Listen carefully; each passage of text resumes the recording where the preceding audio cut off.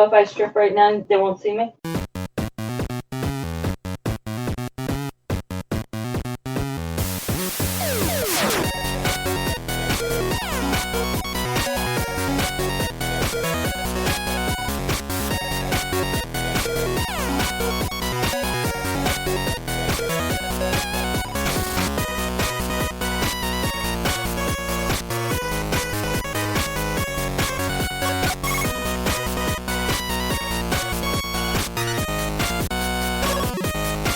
Welcome to the G.N.A podcast, Games, Nerds, and Alcohol, where we get drunk and talk about stuff. I think you've heard that so many times. I was actually going to start this one off with a Harry Carey voice and do a whole thing like that, but I've been actually doing the Harry Carey voice all week long, and I'm actually a little hoarse because of it. So you didn't get it this week, but you can expect a Harry Carey voice next week, if I remember.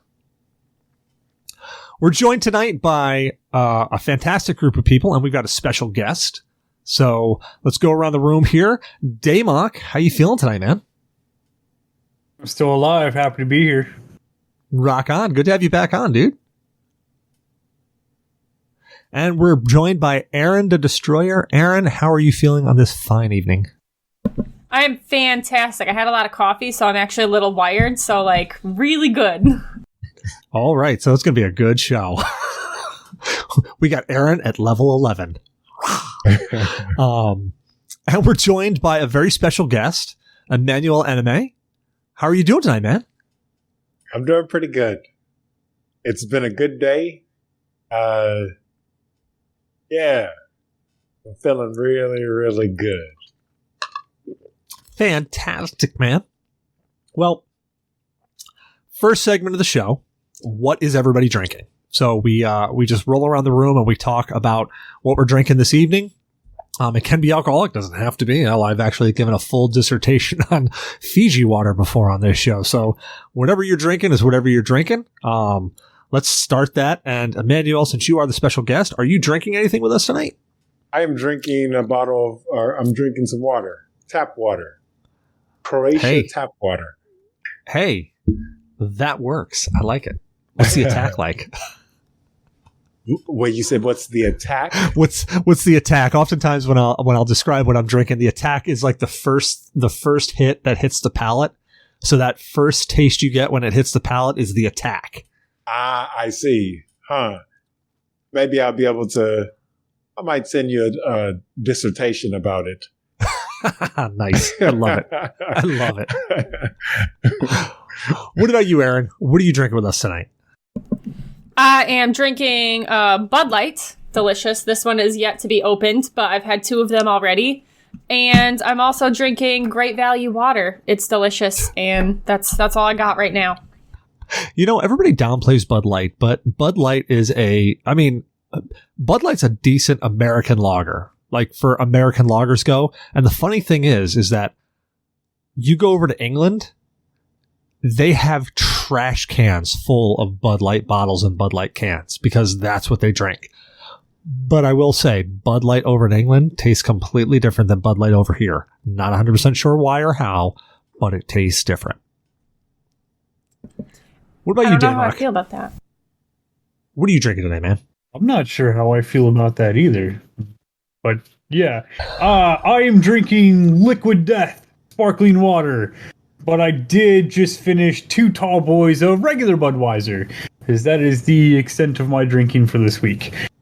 So now I'm just back to drinking water. But dude, Liquid Death, the attack is like a beer. It is going to just hit you in the face flat out with all that sparkly carbonation, and then it's just going to mellow out into nothingness. And I know they're expensive for what they are, but so the regular Liquid Death in the white can, the non-sparkling water, if you drink it, it has that aluminum taste to it, and I cannot fucking stand it. It is so gross. However, for whatever reason, the Liquid Death in the black can, the sparkling water, you get hit with that carbonation, and then nothing. There's no aluminum taste. There's no aftertaste. There's just nothing. It is fantastic the way water should be with a little extra kick. So it's actually funny because a guy I work with drinks Liquid Death. And I looked at it. I thought it was like a cold brew coffee. So of course I'm like, oh, cool. What's this? I pick it up and I look at it and I'm like, sparkling water? And I look at the can and I literally like looked at the can for about 2 seconds. I looked up at him and I said, this can is literally the exact reason why I have bought every microbrew I have ever bought in my life. This can looks amazing. I feel like it capitalizes really well on like the gimmick of like energy drinks. Like they're like, oh, this is like badass. You could ride a skateboard or like you could conquer the world if you drink this. But it's literally like just water, but just the can and the name like sounds badass. You're like, yeah, I drink this hardcore water. This isn't regular tap water. Like I could do anything on this. Like I don't know. I feel like it's just like the best marketing ever. Right? Yeah, that's, as I said, like every microbrew I've ever bought in my life, I've always picked up, ooh, this can looks amazing. I'm going to buy this and drink this. Then, of course, I get it back to the house and I'm like, I hate sours. Why am I drinking this?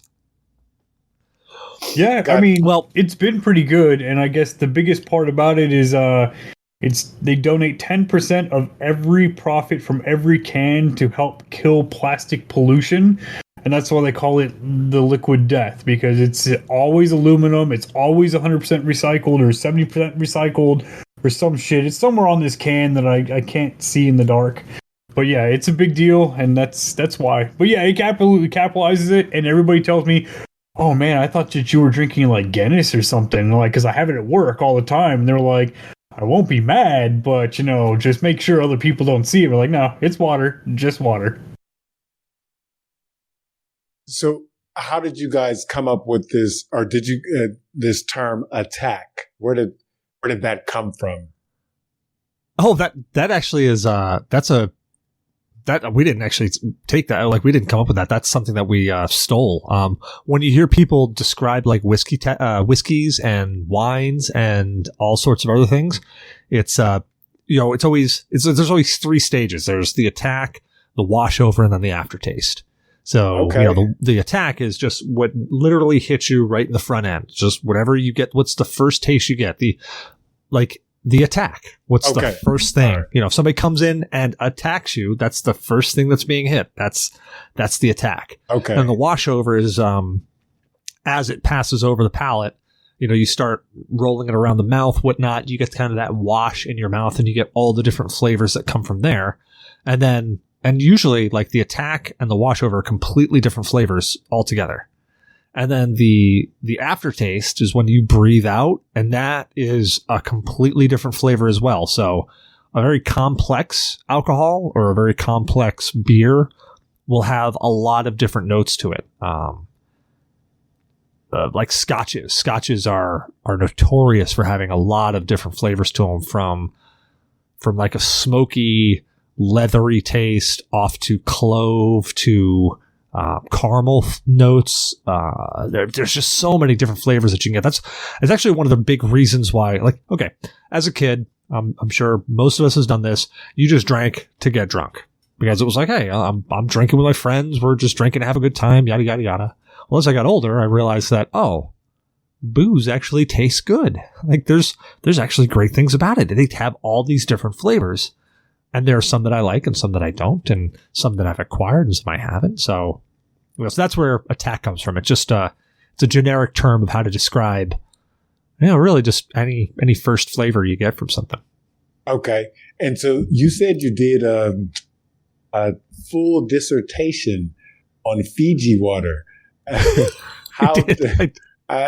What exactly does that mean? And did you describe the attack, the washover, and then every little bit of it? Like I was describing the aroma. Like I picked it up. I probably talked about Fiji water for 5 minutes of just, this is what it smells like. This is what it feels like when it hits the palate for the first sense, and this is what it feels like the second time. I mean, I went.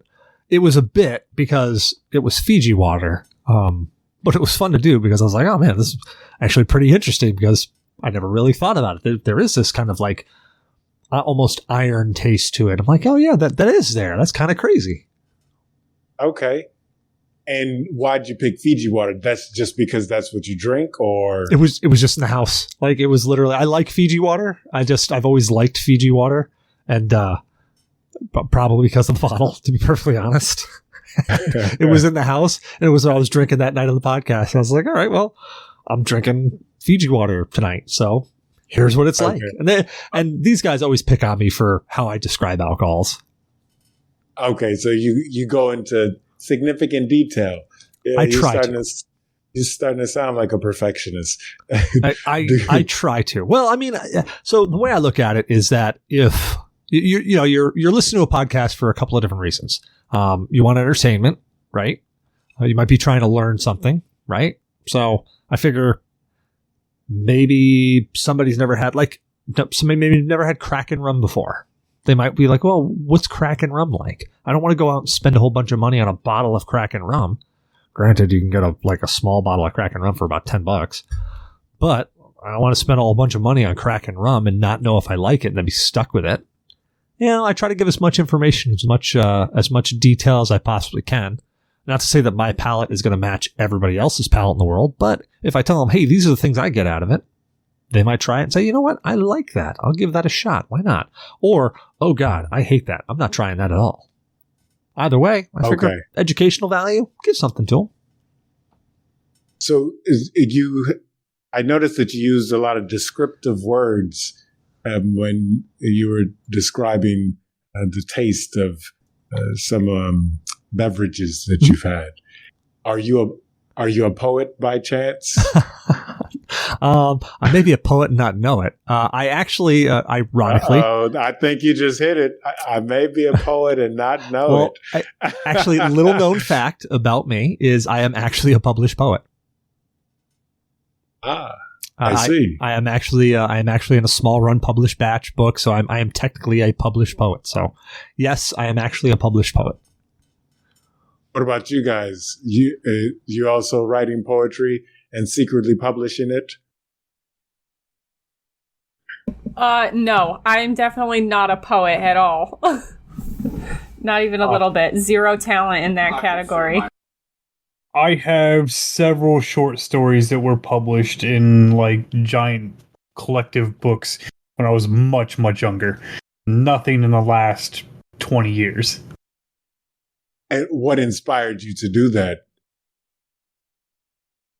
I used to really enjoy writing and coming up with absolutely nonsensical stories.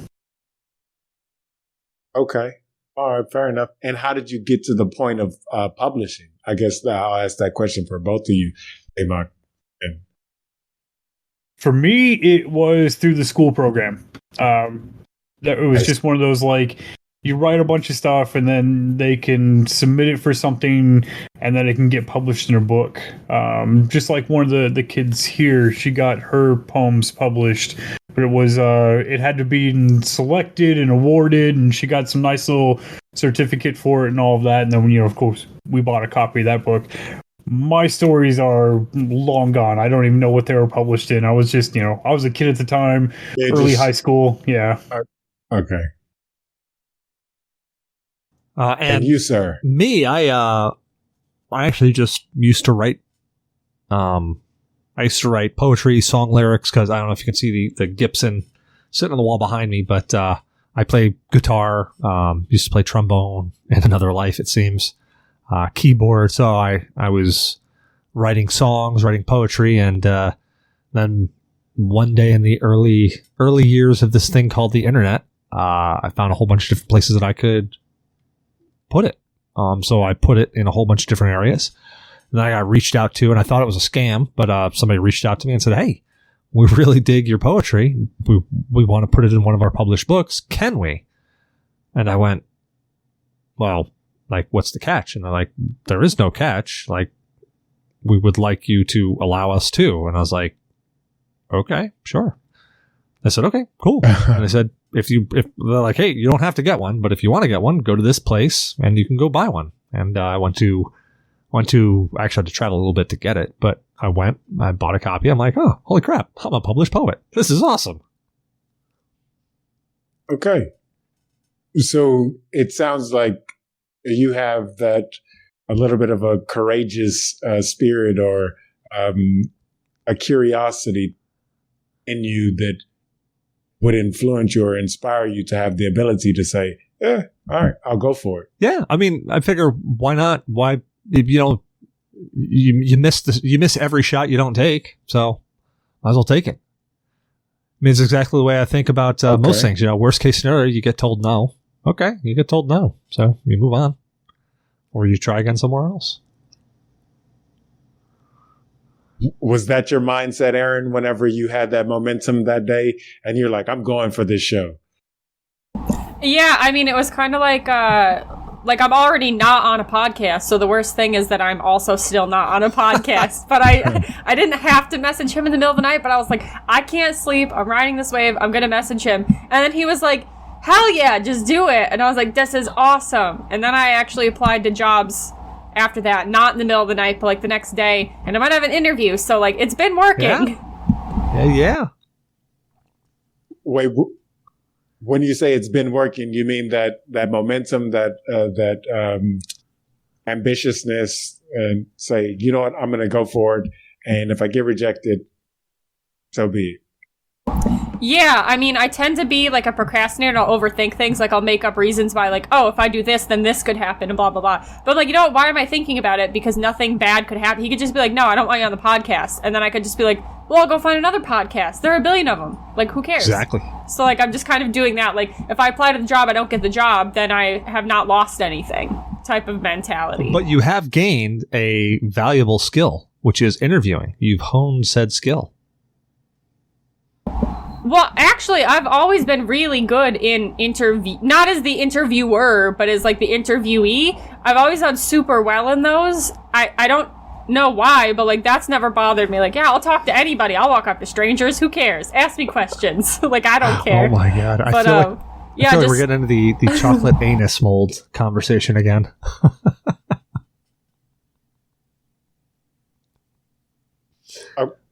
Okay, so you have that boldness about you to where you're like, all right, you know what?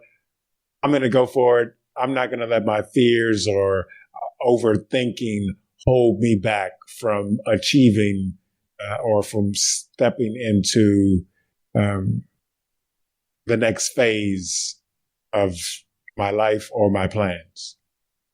I try to. I mean, it helps that I'm a very social person. I'm very people oriented. I like people and meeting new people. So if it's something like that where it's like message a stranger in the middle of the night about a podcast, like that type of thing, I feel like is a lot easier for me than facing like other types of fears, like snakes or something. I'm still afraid of snakes. I've been trying to get over it. I cannot.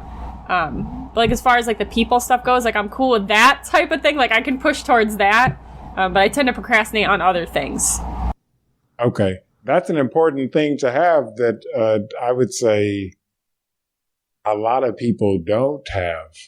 A lot of people are afraid to approach random strangers and talk to random people on the street. And I used to be in that boat. But since I moved here to Croatia and I was in Germany in the month of August 2021, and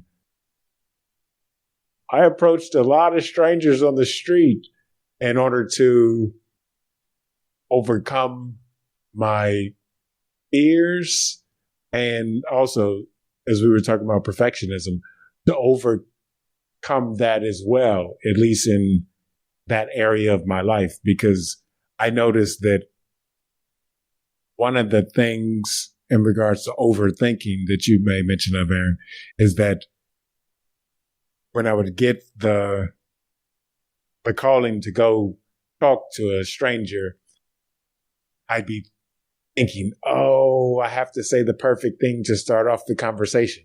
And then, boom, I missed my opportunity. And so I eventually came to the point where I realized that my perfectionism was holding me back, or at least that was part of what was holding me back from my performance in regards to small talk with strangers. And so getting over that fear, that worry of rejection, and getting over any potential for unforgiveness because like, oh, this person rejected me. And then the next phase was, I need to say the perfect thing. And then it's like, you know what? Let me just keep going, and I'll get better after each repetition. And so that's one of the tools that I have been fortunate to learn and understand, to apply, to dismantle my perfectionism.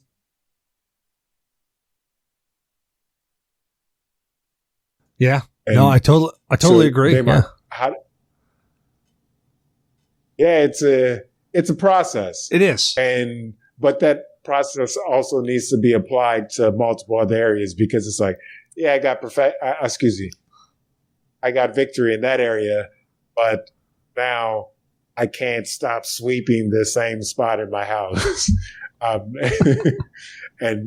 it's like, I'm trying to get something I'm writing down, like a message I'm writing, trying to get it perfect. And it's like, look, there's this term that I learned, good enough to move on. Yep. And that's definitely helped me.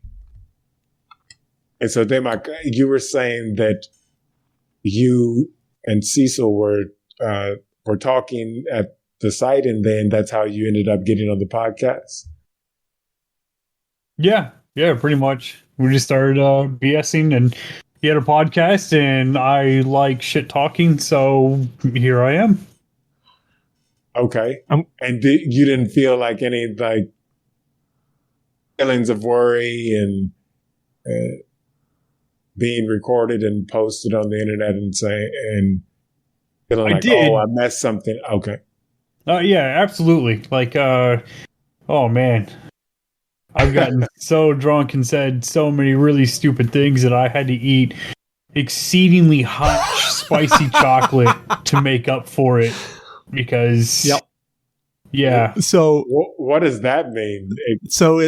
We try spicy hot chocolate. We try to keep things like we'll get offensive on the show. Like I usually say to most people, hey, look, don't listen to the show if you're easily offended, because no topic is really all that sacred. However, we do have some standards of I don't know if you got a chance to read the house rules, but one of the number one rule is don't be a dick.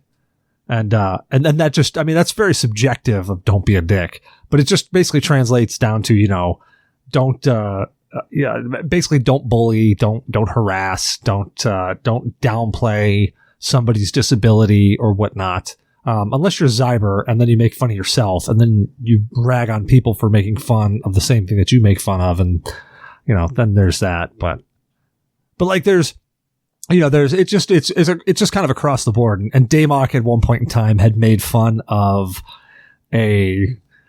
some mentally handicapped people. And, for penance, he had to eat. I found a bar of chocolate that was basically, it was spicy chocolate. It was like hot pepper spicy chocolate. So it was capsaicin chocolate. And, yeah. And you're muted, by the way, just a heads up.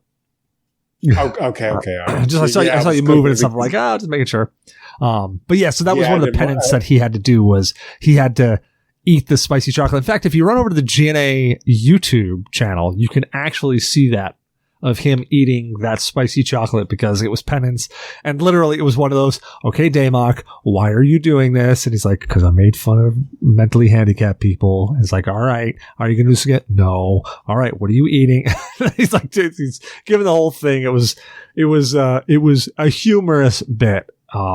Because, we'll get fairly tipsy on this show, and whatever flies, really.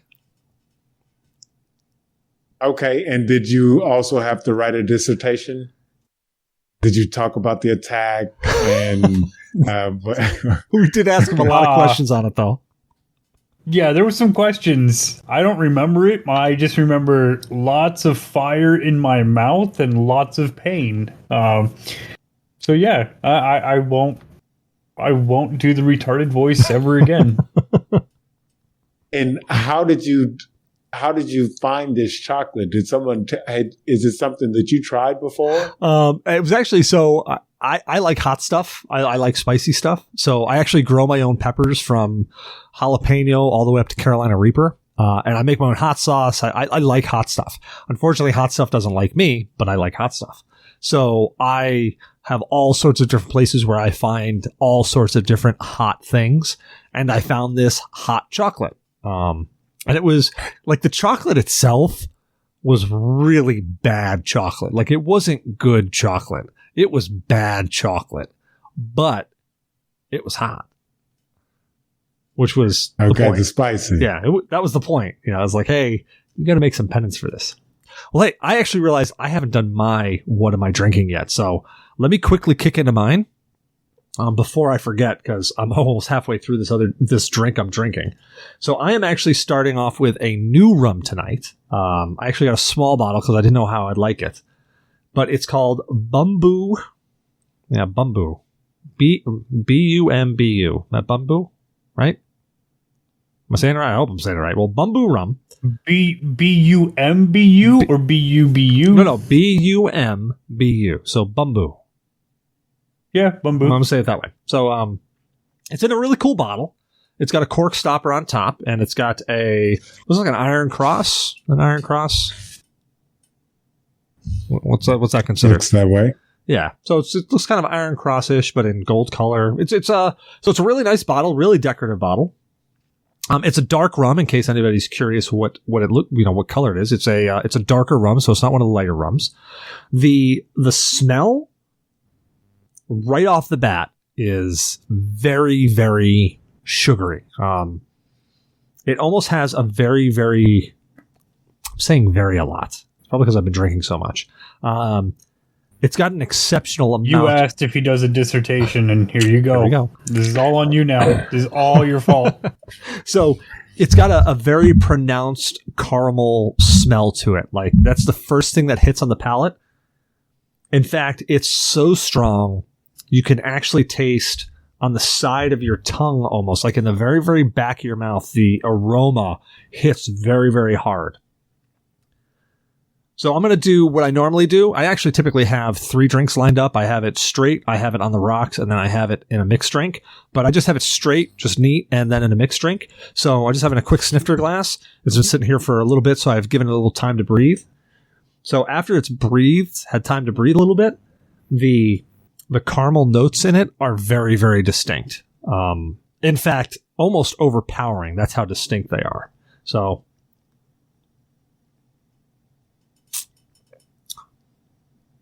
Oh, wow. Yeah. So right off the bat, you get a very, very distinct caramel and sugarcane flavor. The washover washes right into a very nice and smooth sugarcane hit where you get that very, like that syrupy almost sugarcane feeling. Very, very pronounced. And the aftertaste is actually the very typical rum flavor that you expect. So straight, just neat at room temperature. It's got a very, very distinct, like the caramel notes are there. And I almost want to say that there's like another spice to it.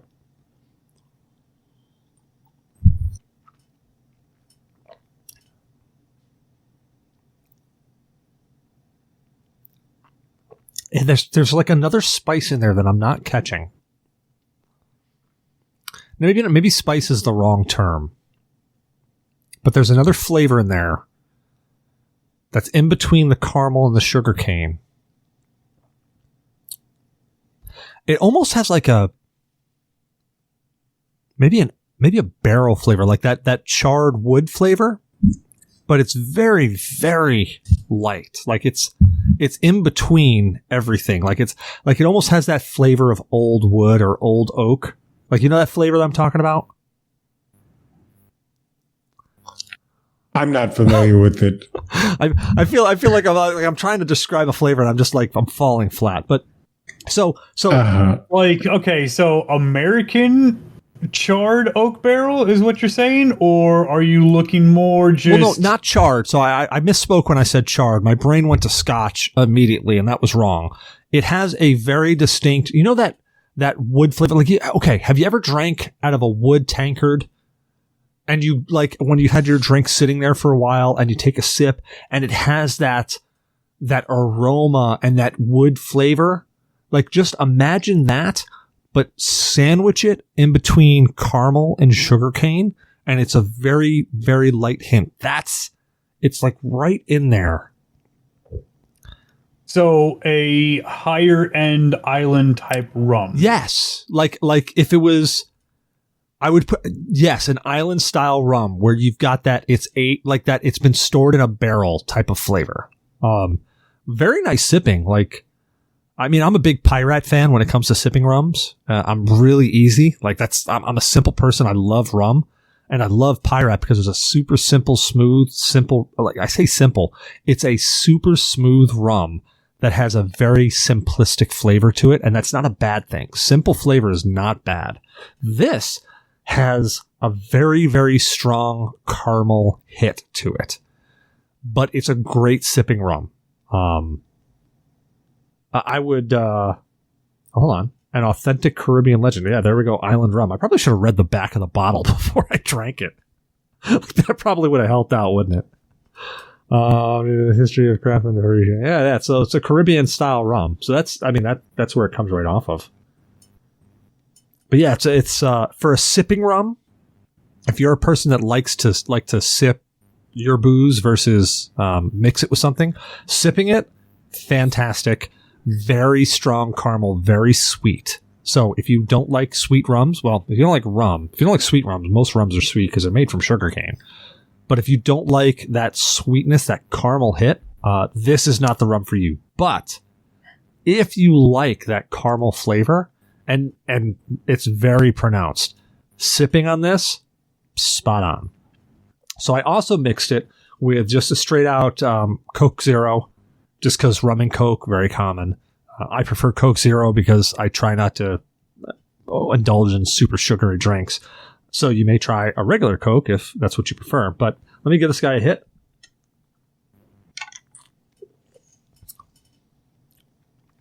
Oh, wow. Yeah, okay. So actually just simply drinking off of that, I probably should have cleansed my palate on that before I did it.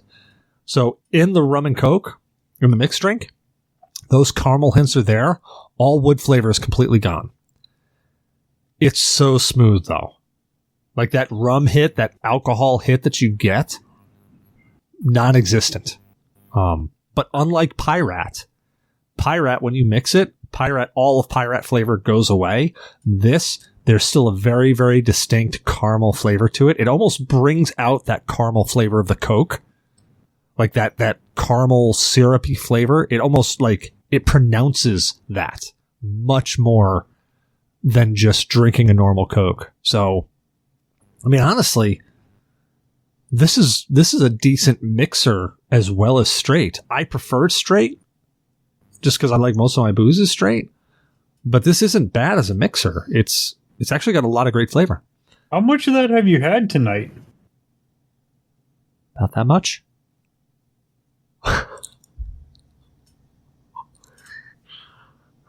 I mean, I pre-grained with Kraken because I didn't want to drink this before.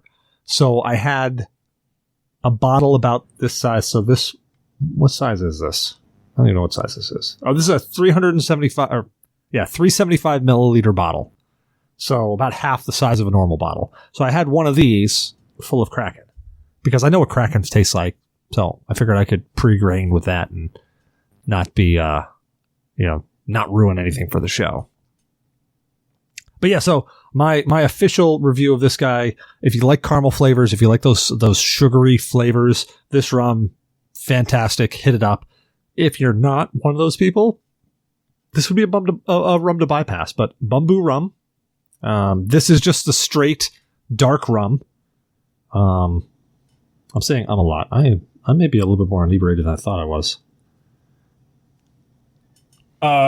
What did it roughly this retail bottle for? Right here was $17.99. So for the 375, so it's a cheaper rum. It's not expensive, and it's also 35% by volume. I probably should have said that. So it's a little bit under your normal rums, which hit about 40%. Most boozes hit around 40% for your average booze, but this is a 35%. So that's probably why it doesn't get that burn nearly as bad as it did before, or really as bad as other rums. Like Kraken, I mean, I just had that in a small snifter glass and was downing that. And it had, Kraken's got that very distinct burn at the end. Kraken is much better mixer than it is straight. But I didn't want to waste all my cold Coke, so I just drank it. But yeah. If you enjoy rums, this probably would be a nice thing. This would probably pair very, very well with something salty. Get that salty sweetness going on. Or Girl Scout cookies, Samoas. This would probably be boss with Samoas. Oh, it sounds like it would be good with a really good salty dark chocolate. Something that's like 80%. Yeah, well, I first went to salt because I like that salty sweet combo. I like that contrast. So, I mean, personally, I would pair this with something salty. Maybe, I don't know that I'd put it with beef. Beef's got too strong of a flavor. But maybe a salmon, maybe a fish. Yeah, I could see it like a mahi-mahi with a little salt brine, with a little either salt brine or salt rub on it. And now you got me thinking about food. Well, I try to think of what these things would go good with because, you got so many different people who try it different ways. Like me, I prefer the flavor of the booze. Like I enjoy sitting back, drinking it and just kind of relaxing and enjoying it. So, when you get a really crappy booze, if there's nothing to enjoy out of it, it's like, why am I drinking it? Like I can get drunk. Like I can go get drunk on anything, but if I'm going to get drunk, at least I want to enjoy the path getting there. Enjoy the journey. There we go. Not path.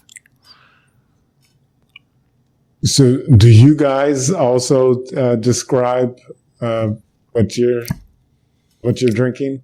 Or is he the subject matter expert on description? He's absolutely going to be the subject matter expert when it comes to describing alcohol. Most of us are like, hey, look, it's craft beer, and you can't get it outside the state of Virginia because Virginia has way too many craft beers, aside from the big ones who have kind of gone like Devil's Backbone or something like that, or Golden Monkey. You can buy Golden Monkey outside of everything. So if you like a banana bread beer, Golden Monkey, absolutely. Golden Monkey has banana flavor to it. I've been saying that for so long, and you guys thought I was nuts when I first said that. Co said it first, and we were like, huh? And then we all drank it and went, oh yeah, no, that was right. So now I got something for you, Emmanuel. You said you're in Croatia now, which is awesome. Beautiful country, I imagine. But you said you were in Germany last year? What were you doing in Germany that made you move to Croatia? So it was part of my journey to discover my God-given purpose. And so I was called out of Baton Rouge, Louisiana, to come and move to Croatia. And I was also directed to go to Germany in the month of August. So I left Baton Rouge in May of last year. Wow. Yeah. And so it's been a journey, and it wasn't until January of this year where I could say what my God-given purpose is. And it's to help you look more attractive, but not the person on the outside, the person on the inside, the real you, your character. And so it was through this journey and through a lot of interesting stuff, like I was talking about approaching strangers on the street, getting over perfectionism in cleaning my home, and many other things, writing poetry, not growing any peppers, though. Maybe that might come later. Speaking of growing peppers, when did you get that? When did you start? Oh man, that was actually that was a weird bug. Like so I grew up in a farming community. So I spent my winters in a farming community, my winters in spring, and I spent my summers down in a city. So I got a really great education on how like life happens, like how life works. I've seen it from baling hay to to inner city living. So it was a really interesting concept. But growing up in a go ahead. About what? I'm sorry to interrupt, but about what age did you get started in your? So I started. I lived in a farming community since I was about 4. So I tried to figure out how to be I'm just going to say gardener, because I'm definitely not a farmer, but a gardener for a while, for a very long time. And it was, I always heard of people have a green thumb. It just comes naturally. I always thought, it'll come naturally. That's not true. Way not true. It took a lot of practice, and it took a lot of trial and error and a lot of failure to get to, okay, I'm going to figure out how this works. And then it was about, probably 5 years ago. Maybe, about 4 or 5 years ago. A gentleman I met grew hot peppers. I was like, well, geez, I love hot peppers. Actually, Damok knows him. You remember Al? Yeah, so he came in and he had all these hot peppers. And I just, I've tried so many times to grow different things, and I've had marginal success. I say marginal because, a tomato plant, which normally a tomato plant would grow 30 to 80, depending on the size of the plant, tomatoes, I'd maybe get like 1 or 2 out of. And I was like, oh God, this is a lot of work to get 1 or 2 tomatoes. So great. I can make a salad and put tomatoes on my burger, and that's about it all year. That's what I got. But then he brought in all these peppers, and I tried a bunch of them. I'm like, wow, these are great. These have got a great spice to them. Like, how did you do this? And he said, well, I have these peppers growing next to these peppers, and et cetera, et cetera. And I moved into a house and never bothered to make a garden or anything. We had tried something in the back lot, and it was it was okay. We didn't really get a lot of stuff to grow, but we just went to the local store and found a bunch of plants, and they were already started, and we just put them in the ground and tried them. And I'm like, oh, okay, well, they kind of grew.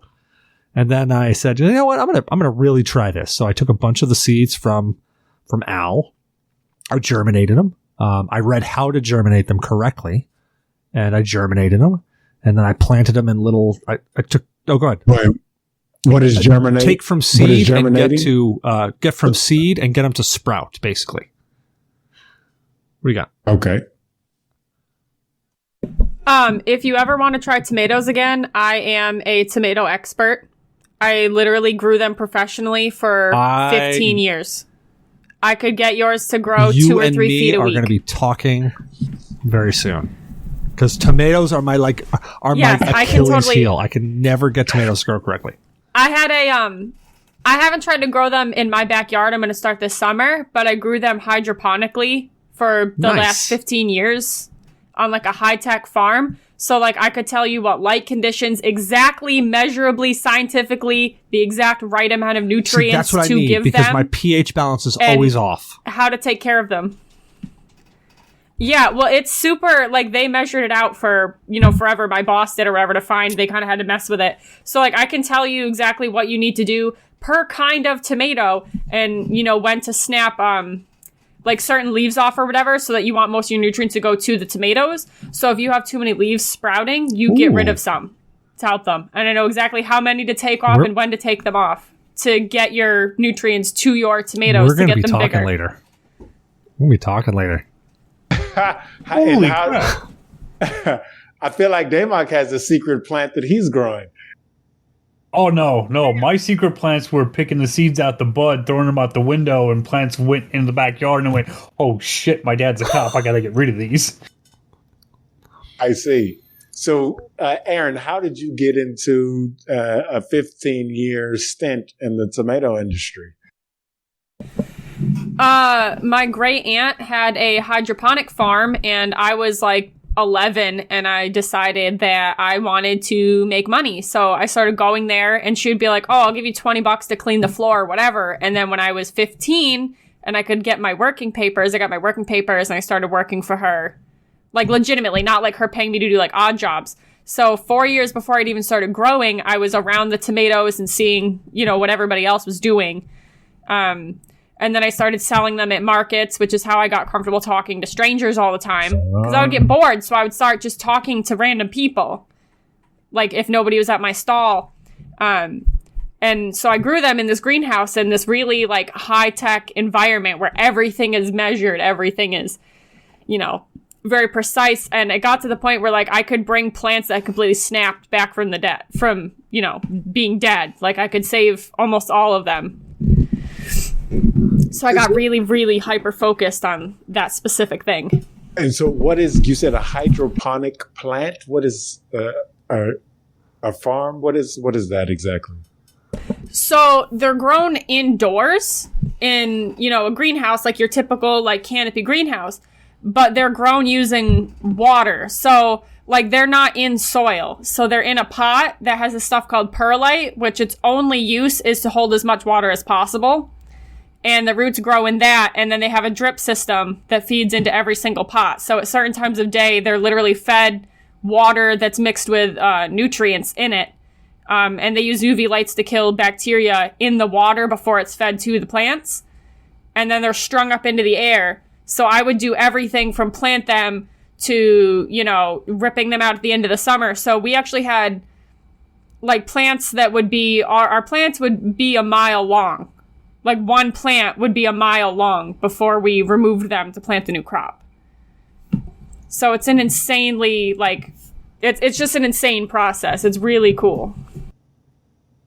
And you said something about working papers. What does that mean? I don't think I've heard that term before. Oh, so in the state where I live, you have to be a certain age before you're allowed to work because there's like child labor laws and things like that. So if you work for family and you do farm work specifically, you can get your like proof that you're allowed to work earlier. So I could work when I was 15 because my great aunt owned the business, even though we weren't close. Like she didn't come to Thanksgiving or anything. I could start earlier than if I had gone to work somewhere else. I could start a full year early. So what you have to do is I had to go to my school and get papers that were like, yes, you are the age that you say you are, and have them sign off that I was allowed to work. I see. Okay. All right. I just learned something new. Working papers. Yeah, we had those in New York. Well, if you're in New York, so obviously they still have them in New York. But yeah, working papers. But anyway, so like peppers, so I just... I germinated them and started growing them, and they took right off. And it turns out that the worse you are to hot peppers, the hotter they end up being. So a little key point for anybody who wants to grow hot peppers: don't water them, leave them out in the sun, water them every now and then, like just abuse the hell out of them, and they will be so hot they'll melt your face off. I actually learned that 3 years ago, where I just put the plants out there and I said, all right, I'm not really going to deal with them this year. I'm just going to let them die. I'm just not going to touch them because I was just like, I'm just not dealing with them this year. And literally, like they just grew and they grew and they grew. And I'm like, holy crap, these things are like, they're doing better than when I actually like water them. Like when I actually get nutrients and put them in the soil and water them and miracle all this crap. I'm like, these things are just growing. One day my brother came over and said, hey, how are your peppers growing? I was like, I don't know. I haven't checked them in like 3 weeks. We walk outside. I've got a full bush of peppers, like probably 30 or 40 of them on the vine. And I was like, holy crap. And he's like, oh, how hot are they? I'm like, I don't know. I rip one off the vine. I hand it to him. He takes a little nibble off of it. I grab it from him. I take a nibble off of it. The moment I'm taking a nibble, I already see his face turning beet red. And my brain went, ruh-roh, Raggy. I took a bite, and holy hell, it was an eye opener, like full on. Okay, I'm awake. And I took that batch and I made some killer hot sauce out of those that year. Like they came out, man, it just came out so great. Like I like to make my hot sauces with a lot of garlic in them because I love garlic. So I make them with a lot of garlic in them, but I also put in some scotch during the boil down process, so you get this little bit of a smoky flavor to it as well, and it comes out just so amazingly well, just so good. Are you making any other food so products? Pickled stuff. I'll do some pickled onions, pickled peppers. Like I'll do jalapenos and I'll pickle them out because they're just pickled jalapenos are fantastic. They just go on everything. They go on salad. They go on burgers. They just jalapenos pickle so well. But hot sauces are what I special in. So you guys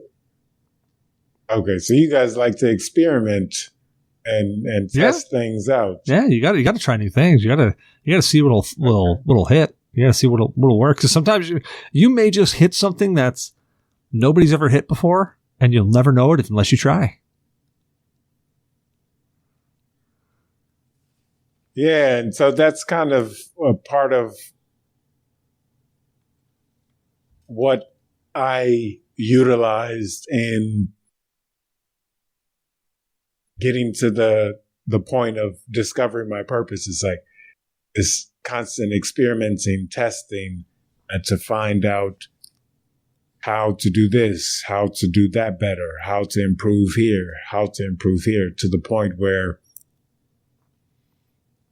my character, it's significantly improved to the point where it's like I could feel it. Like I could feel my life changing. It's almost like it's like put my hand on it. It's very, very, very interesting process. And so since you guys are experimenters, I at some point in the future will call you on a journey. Go ahead, Erin. So you said like you used to be afraid of like talking to strangers and everything, but you're a life coach. So like how did you go from like being kind of like scared to approach strangers and having to get over that professionalism of having like the perfect thing to say to being like, you know what, my calling in life is to like help other people kind of, I don't know what like terminology you would use, but like I don't want to say like fix people. But like how did you know that you wanted to help people like go from being afraid of talking to strangers to wanting to improve the life of strangers? I'll say that for me, it's a matter of I fear God over this stranger, so I'm going to talk to this stranger. And so if God calls me like, yeah, talk to that person, then it's like, I'm not going to deal with God. I'll talk to this person. And it's like, hey, you know what? If I sound like a fool, okay, I might be disgruntled about it, or might be like, oh man, I messed up. But it's like, you know what? Keep moving. Next time you'll get better and better and better and better. And so that's how I came to the point of improving to the point where I got the job. So like God sent me through the interview process, which is pretty intense. Sent me through his interview process and checking me on this point, checking me on that point, checking me on that point. And so it's like, all right, fair enough. You've shown that you can overcome your fears, and you've shown that you can overcome this, worry about rejection,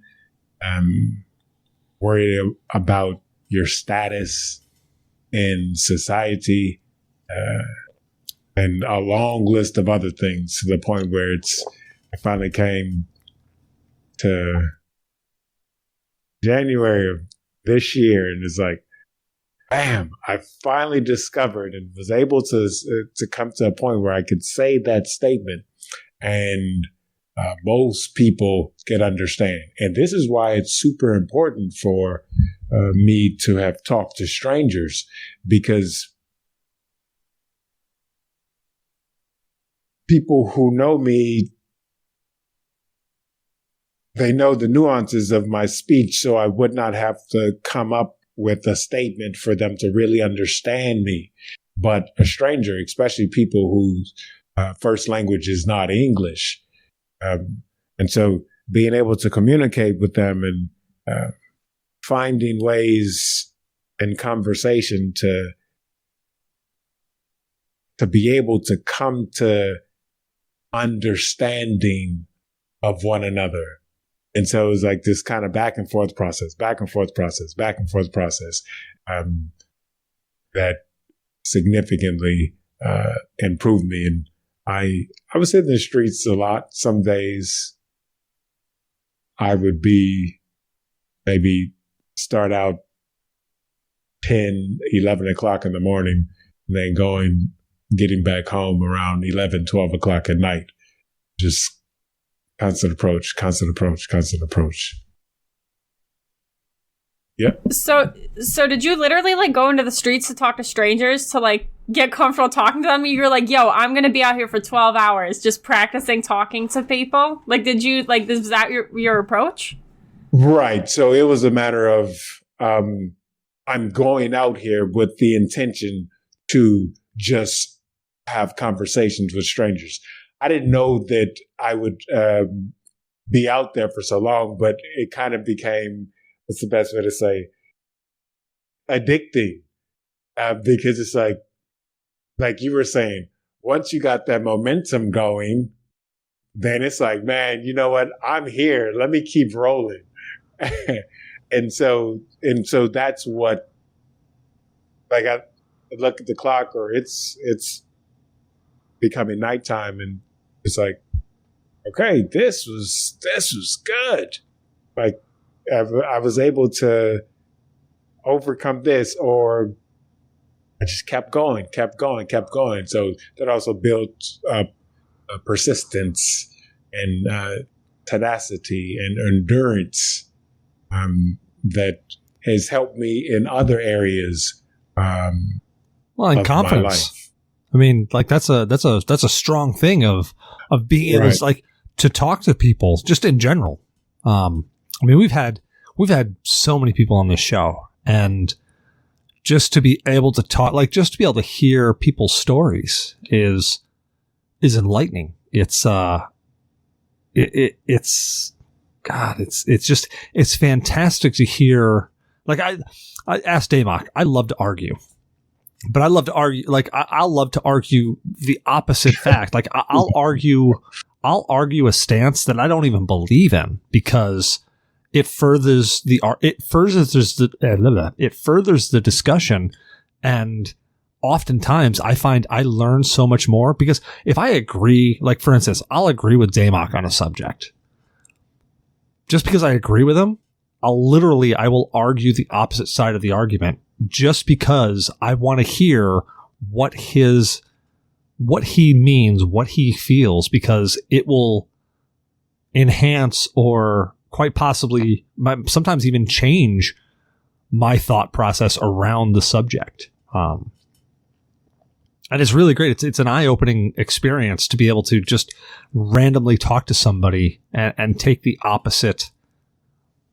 Just take the opposite, but be able to have that dialogue open. I'll take it a step further. Not only be able to talk to somebody, but have that dialogue open and find somebody that is open to a dialogue, but not an aggressive combative dialogue, but just an open discussion. Yeah.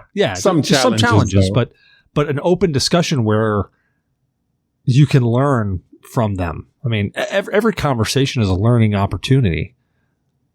And I mean, that confidence that you can build, I give you a lot of respect and a lot of props for being able to just go out there. 'Cause there's a lot of people that the fear of talking to somebody is crippling, Just talking to, like, as we said, I think earlier in the episode where I was saying, interviewing, or actually might even before the episode now, just interviewing is a skill that you get. That's a literal thing. I always tell everybody, hey, look, go apply for jobs, interview. Even if you don't want the job, interview. If you're where you're at, they're saying, hey, are you interviewing? Yeah. Interviewing is a skill. It's something that I'm going to need to know. Whether I'm interviewing somebody else or I'm interviewing for another job, it's a skill. And just like every other skill, it'll get rusty and you can really lose it. So I always tell people, look, always interview. Mm-hmm. Just always be on the ball. Always go out there, always interview, always get yourself out there because, one, it's a skill that you can lose. Two, get your face out there. It lets people know who you are. Networking. I mean, that's, it's the common thing of it's not what you know, it's who you know.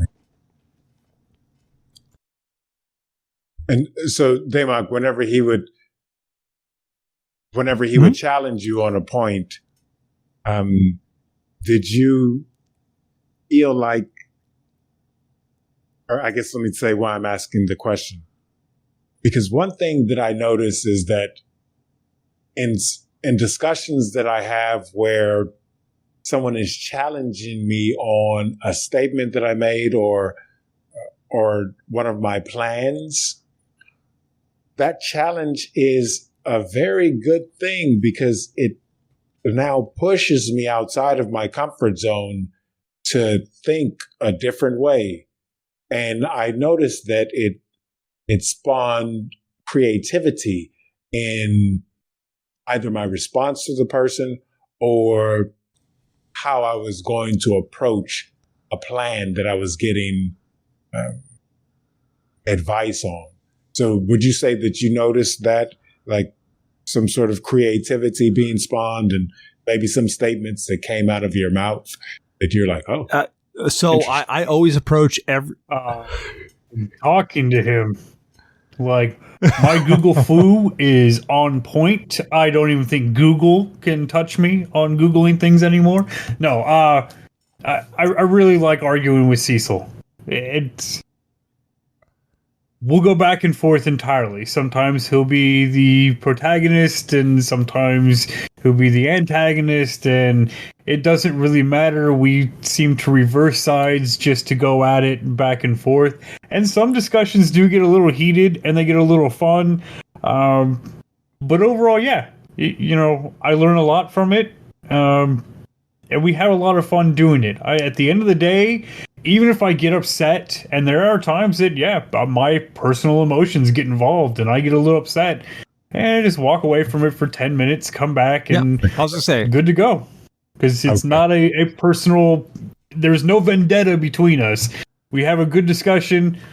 Sometimes emotions and that's get always involved. the best part is that at the end, and that's why I feel very comfortable, or I'm going to say arguing, it's more of like discussions typically, but that's why I feel very comfortable arguing with Damok, because I know that at the end of the day, we might butt heads and we might get pissed at each other and we'll walk away for 5-10 minutes and we'll come back and be like, you want to grab a beer?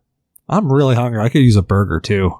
And like, that'll be it. And I'm that comfort level of people. And that's very rare. Like if you find that person or that group of people that you can have that open dialogue with, and have that comfort level with where, you may piss them off and they may piss you off.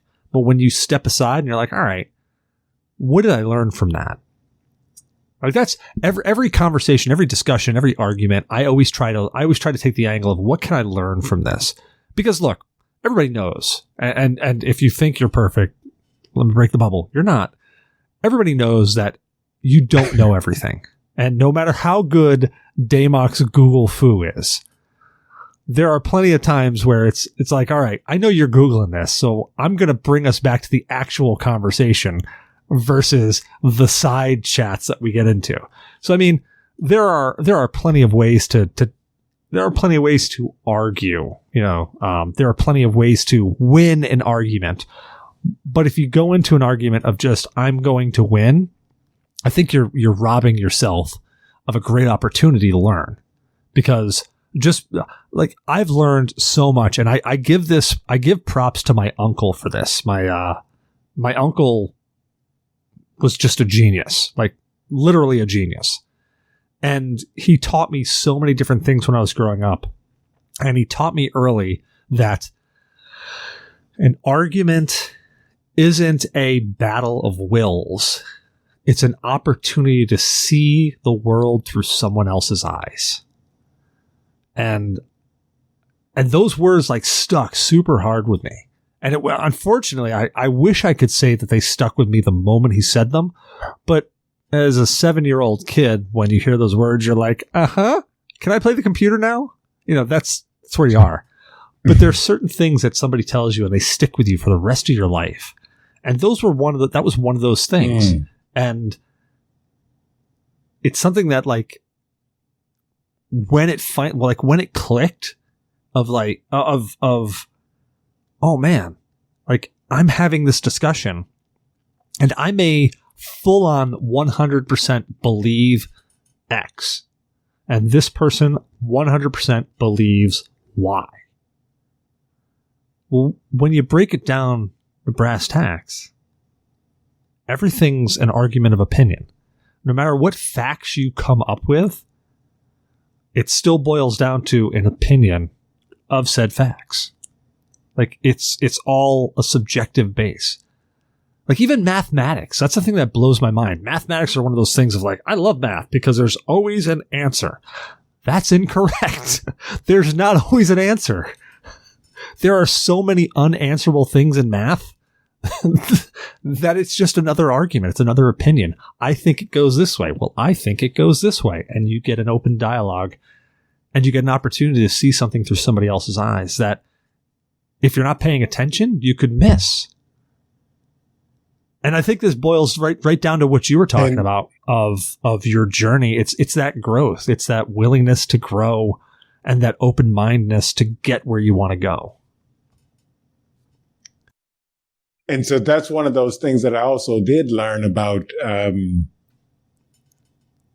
having disagreements with someone else is like, it comes down to a skill. So this way you can extract wisdom from the discussion or extract wisdom or a learning lesson from that other person's perspective. And so it takes practice to be able to get to that point to talk with someone who's in opposition to you and then to gather what it is that they have to say. But then there's also oftentimes for me, it comes down to diverting the conversation to keep it from going down such a path. Because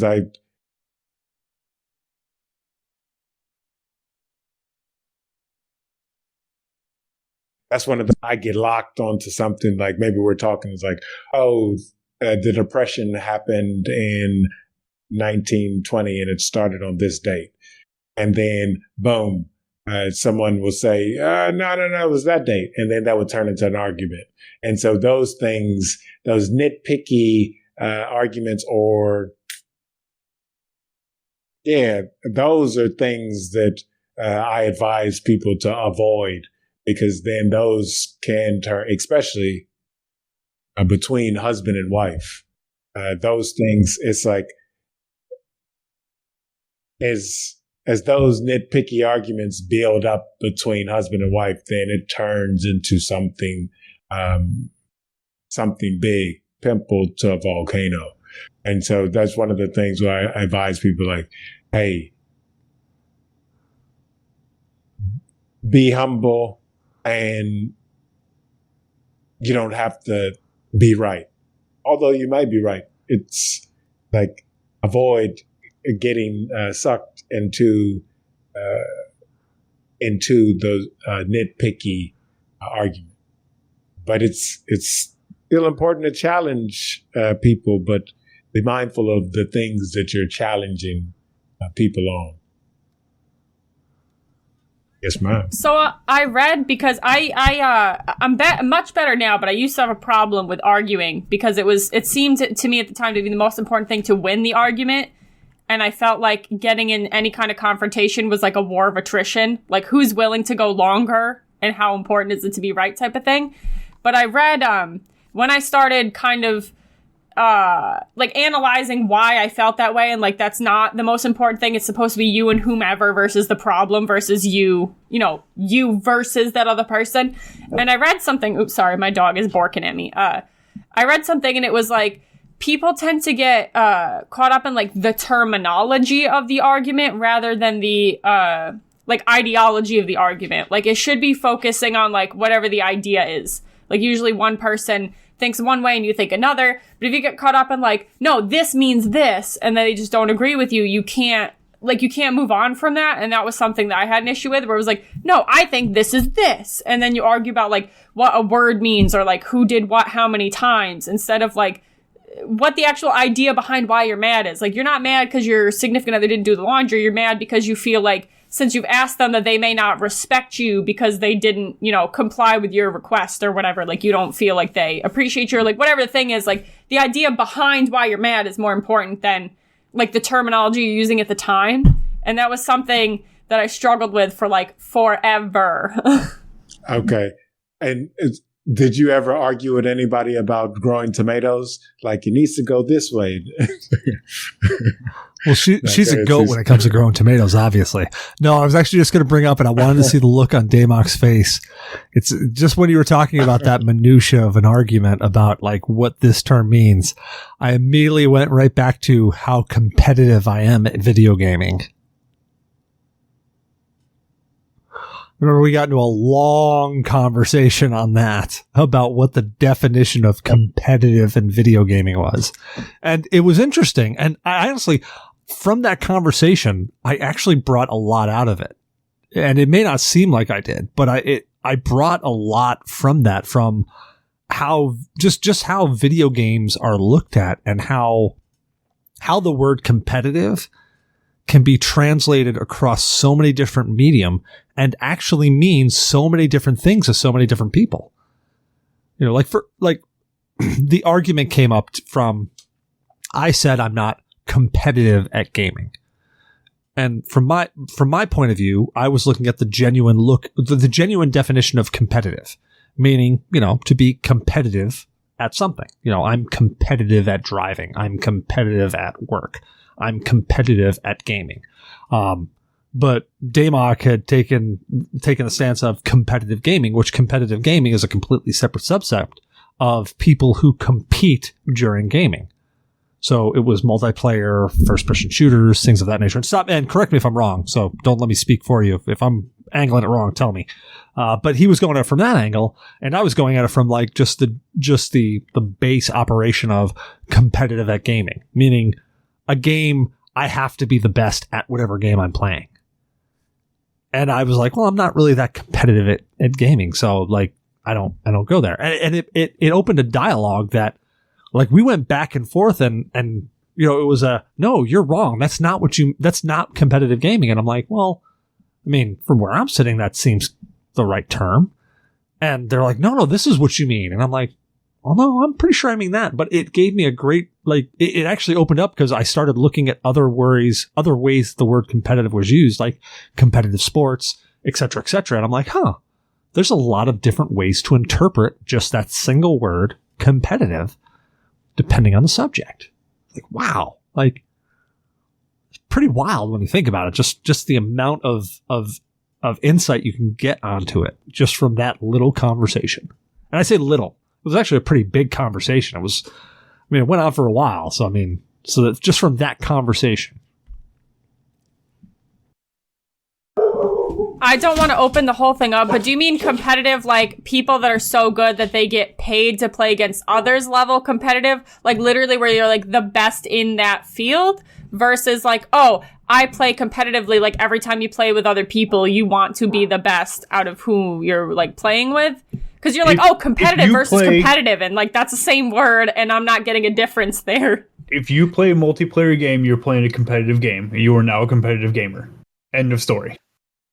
In my view, at least. No, yeah, but I meant like there's some people who like if they play with their friends, they are like whether the game is cooperative, like there's 4 of you playing and you all have a common goal and they still want to be the best, versus people who are like, it's you versus another person and you're the best. Because there's some people who, you'll all be on the same team and they're still trying to be better than you for the sole purpose of being better than you level of, competing. Yeah. Where I was coming from... We've had those people. Yeah, where I was coming from was not necessarily a competitive as in person versus person, but more of the team-based thing where you're talking about. But if you take it even more of an abstract view of it, when I say I'm not competitive at gaming, meaning that I may play Destiny for 2,000 hours, but I don't need to be better than you.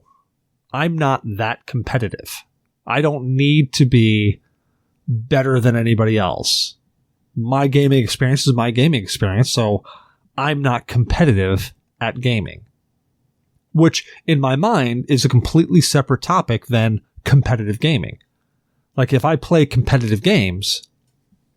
Rocket League, COD. If I'm playing a competitive game, that's a different kind of topic in my mind. I'm playing a competitive game, but I'm not a competitive gamer. If that makes any sense. No, that makes sense. This is very interesting. Topic of discussion, because this is something that I have discovered and realized, and I applied a strategy to it, that sometimes when you're talking with someone, you guys are like this, and you think you're talking about the same thing, but sometimes it comes down to a matter of, I've asked a person, well, is there maybe a different word that you want to use instead of that word? And so it came down to a matter of, okay, we were talking about, he said a specific word. I understood it one way. And so I'm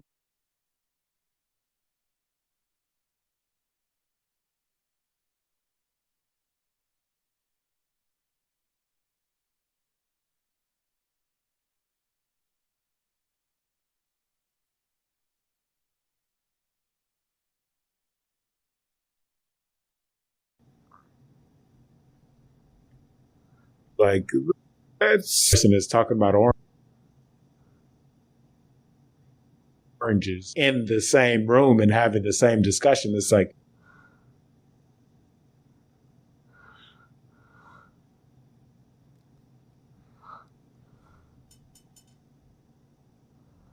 at least, do you want to use another word? And I've applied that, and I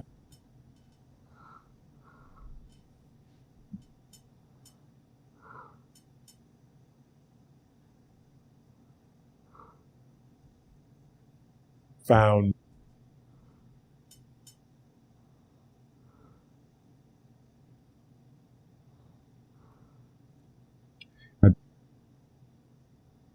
Vocabulary? Yeah.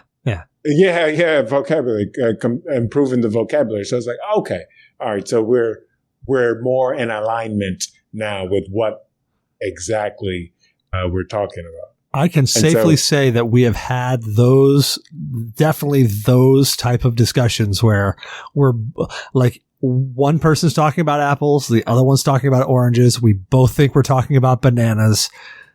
And by the time we realize it, we're so vested in the argument that we're like, well, shit, I gotta save face now. I'm already dedicated to this. That's funny. And usually those conversations end up in a very comedic end because, I know I realize it, and I'm pretty confident that the other person, like Damok, realizes it. And then we just start going off into comedy maybe nobody will notice that we're both asses out of this conversation, and we move on. Oh, yeah. We're way off base, not even talking about the initial subject at all whatsoever. And we're like, okay, all right, we got to keep this going, though, because now we just have to turn it into a giant joke. Yeah. Now we got to pretend we've been talking about watermelons the entire time. Oh, man. Cool. Well, you know what, guys? It is 3:20 a.m. over here. Yeah. Well, why don't we wrap this up then? So, Emmanuel, tell us where people can find you at. So I guess let me add this one piece, since this is a podcast about gaming. So in regards to the process of discovering my purpose, it reminded me of the Sonic the Hedgehog game. Like, I was running down the street and I'm just picking up coins after coins after coins, and I'm jumping to new levels, entering into different dimensions. And it was, if I were to give it a metaphor, it's like that, but more. So with that said, there's an adventure for everybody out there. There's a story for everybody out there, to inspire, to have good laughs about, to maybe even have a tear about, or write a poem. But everybody has a story waiting for them, an adventure waiting for them. And so part of my work is to equip people with the fundamentals and tools in order to go on their journey and discover what it is, or the things that God has given them to do here on this planet. So people can find me on Instagram, and it is at Emmanuel Enime, all one word. And I don't know, do you do show notes, or should I spell it? Go ahead and spell it out. I'll also put it in the description, but go ahead and spell it out for the people who are listening.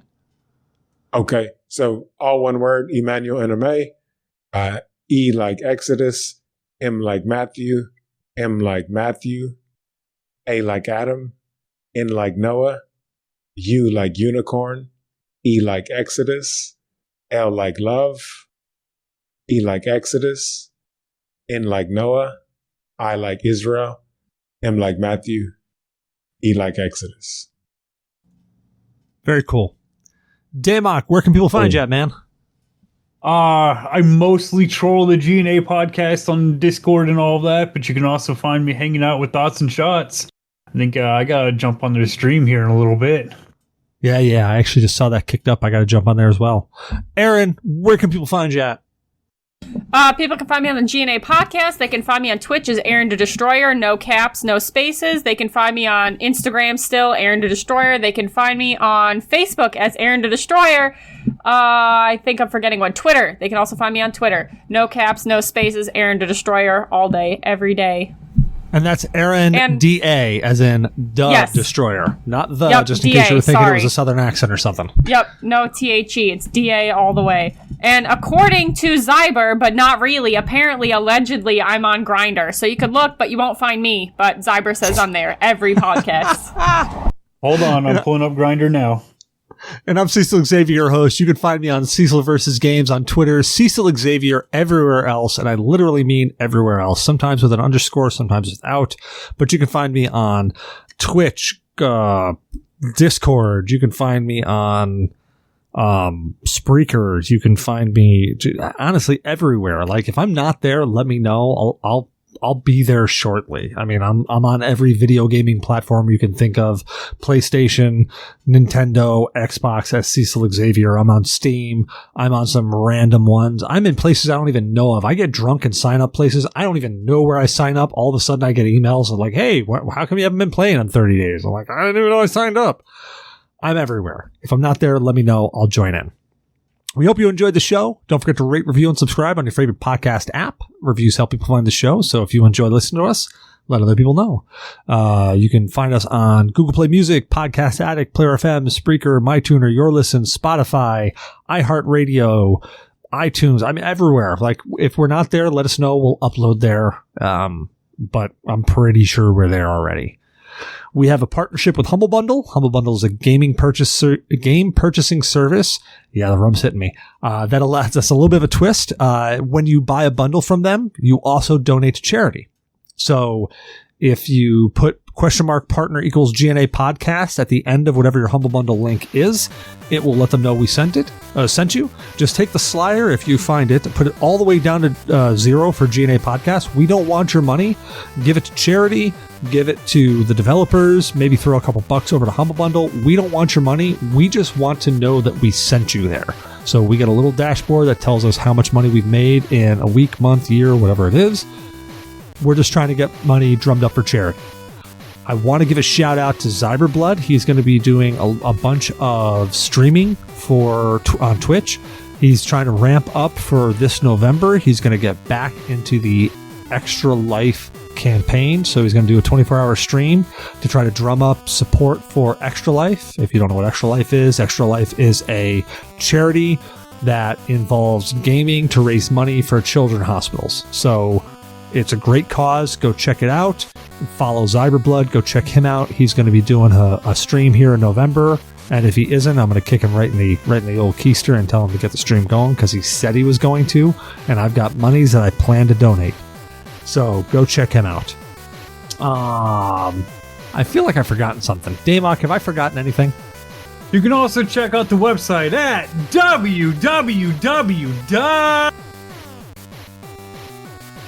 soberdamokisboring.com or G.N.A podcast.com. Whichever, dude. Sober Damok, G.N.A podcast, same. Now I gotta go buy that domain too. Thanks. Well, thank you all for joining me on the show tonight. Damok, thanks for coming back for the show. Erin, it's always a pleasure to have you. And Emmanuel, thank you for joining us. You're welcome anytime you want. Come on and join in. And have a great night. Hey, you guys too. Is there a specific way that I need to end this? Can I, because I know some platforms you have to wait for the file to be uploaded. Do I need to do that here or? Nope. Actually, the cool part about it is that I've got Craig recording us right now. You probably heard that guy join in and go, now recording. So he's actually recording your audio as a separate audio track. And I've also got a Skype recorder going that's been recording the entire show as well. So you're good to go, man. You are solid. Right. Cool. Good night, people. And hey, thank you so much for hanging out and staying awake. Have a good night. All right, ciao. Take care.